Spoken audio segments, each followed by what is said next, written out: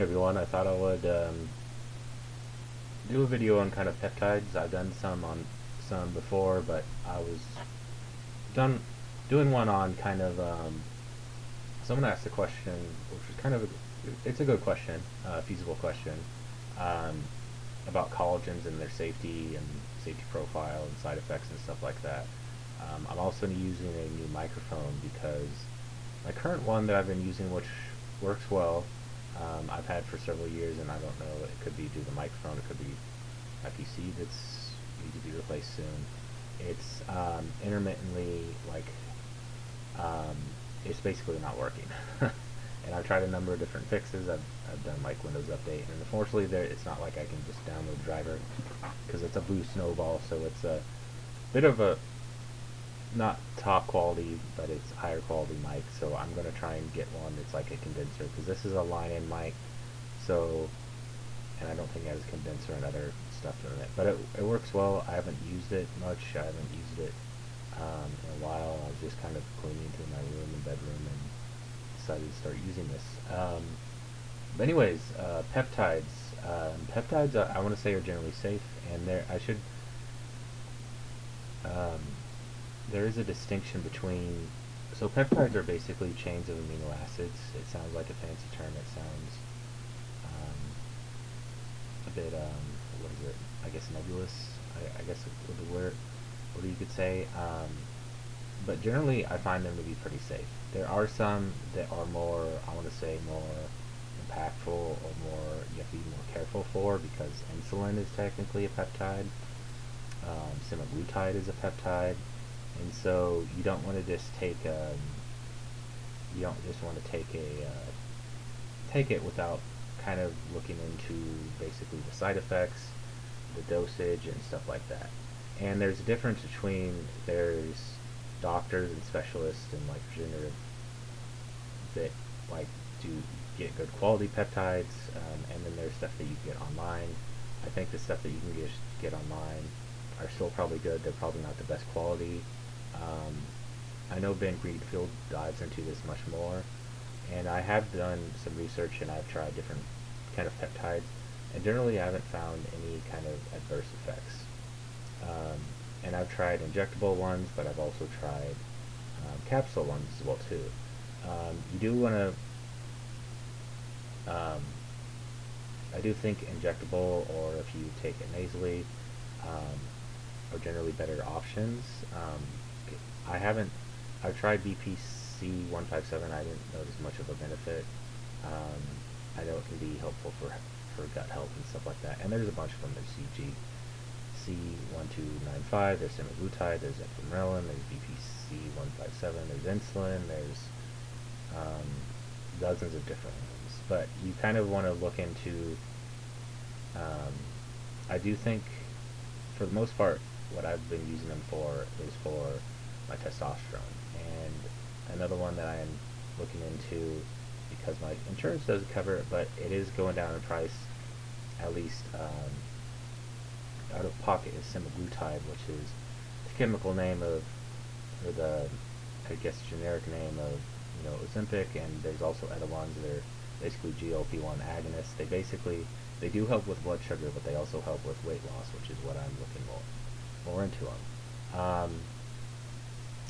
I would say to just in general, they're pretty safe. You want to look up the dosage. You want to make sure, especially if you're kind of doing it on your own, mixing it with bacteriostatic water, to use a peptide calculator and make sure you get the right syringes, because there's different syringe volumes and stuff like that, and to dilute it enough and to start low and then ramp yourself up. And to also, the same thing with medications and supplements, is to start slow and low and then add them on over time. You don't want to take a bunch of different stuff at one time. There are exceptions sometimes. I don't think with peptides it's probably a good idea. With supplements, sometimes like multivitamin, it has a bunch of stuff in it. But I want to say generally it's pretty safe. I think Ben Greenfield has even said that, who is someone I get a lot of my information from, but I also do a lot of research on. And I want to say, as far as when it comes to like kind of biohacking, alternative holistic health, he's really informative, and he does a lot of research, and he has experts on and stuff like that. Um, but you do want to be careful with some of them, because some of them can be pretty powerful. Like semaglutide, you want to really be careful, and um, start at even like maybe a microdose or something like that. But I have taken, you know, for a while Adderall, and I've taken even kind of a higher dosage, and I haven't really noticed any effects. I think compared to, say, SARMs, which I don't have any experience with, and I've heard bad stuff about, and considered, and also when compared to like testosterone, TRT, and stuff like that, they're relatively safe. Because TRT can come with a bunch of, whether you get it legally or illegally, it can thicken your blood, it can shut down your body's own like hormone cycles and stuff like that, because it's basically you're introducing something exogenous, something exterior to the body, and so your body gets to the point where, oh, you don't have to make it anymore. Whereas Adderall, it's more of a precursor, and it helps stimulate the pituitary to create testosterone and other stuff like that.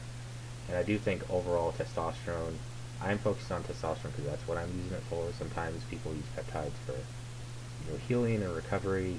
I've heard people use them for if they have some kind of injury, typically like if it's a tendon or leg or other stuff, they could use it in that stuff.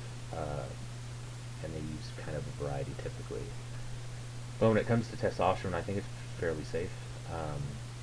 And other stuff, I'll look into it. I haven't heard of any like crazy, unless someone injects themselves with a shit ton of peptides. But you do want to be safe. I mean, there's side effects to anything, and you never know how someone's going to respond. I'm not a doctor. Do your own research. Test it out and see if it helps. Maybe it doesn't. I think as long as, I haven't noticed any severe side effects, or really any side effects from taking Adderall, really.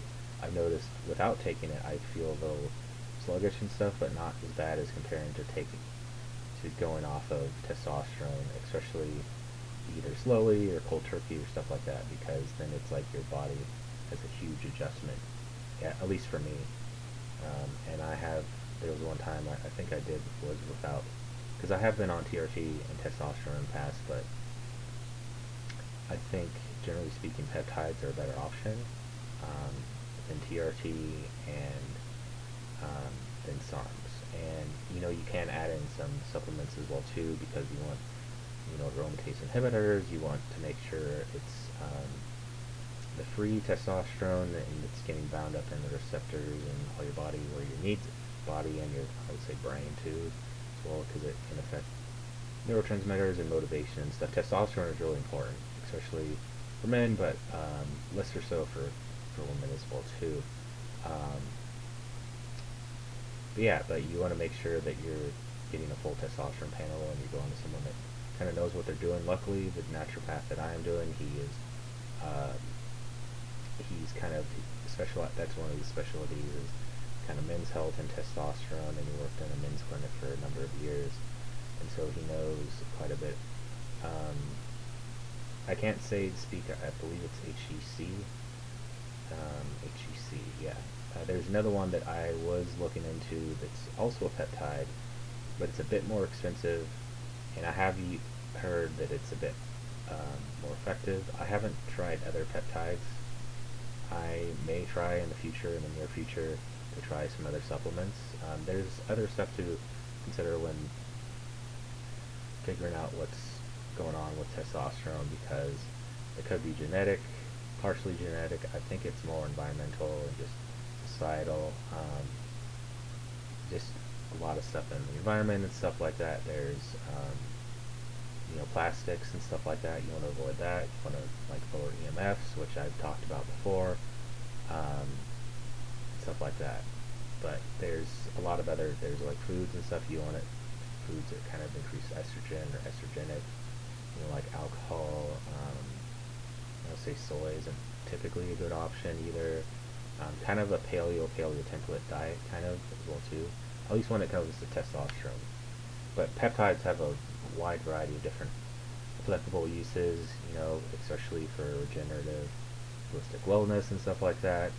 Um, I think I haven't read a book that's solely focused on peptides. I do know, and I want to maybe reread it in the near future, is Tony Robbins' book on kind of holistic health and stuff like that.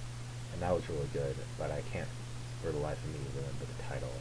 But he did talk on this some, and he provides some resources. And if you can, and if you can afford it, there are some peptide specialists and stuff like that, and they can sometimes do, I believe, injections, possibly IVs.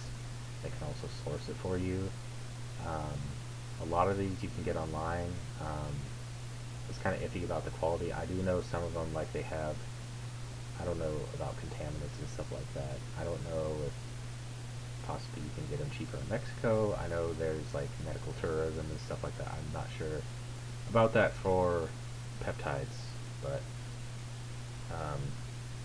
yeah, it does seem like a safer alternative and option for testosterone and a number of other stuff. Um, there's always side effects when you take any kind of medication, supplement, and stuff like that, and you can get bad reaction from even a supplement. And I would say supplements are also generally a bit safer than medications.